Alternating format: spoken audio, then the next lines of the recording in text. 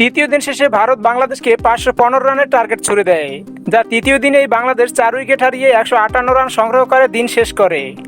এরপর চতুর্থ দিনে বাকি 357 রানের লক্ষ্যমাত্রায় বাংলাদেশ ব্যাটিং শুরু করে। তখন মাঠে ছিলেন নাজমুল হোসেন শান্ত এবং সাকিব আল হাসান।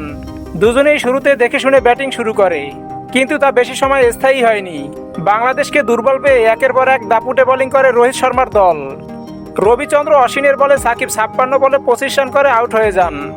এরপর বাংলাদেশের শেষ ভরসা থাকে মাঠে থাকা নাজমুল হোসেন শান্ত, লিটন দাস ও মেহেদী হাসান মিরাজ।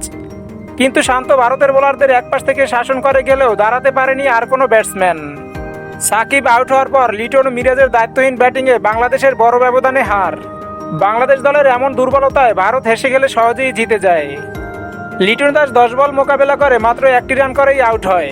এরপর মাঠে আসে মেহেদী হাসান মিরাজ, তিনিও 10 বল মোকাবেলা করে 8 রান করে আউট হয়ে যায়।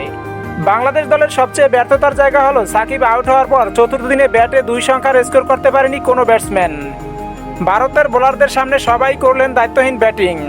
তাই চতুর্থ দিনের মধ্যবিরতির আগেই সবকয়টি উইকেট হারিয়ে ম্যাচ হারে বাংলাদেশ।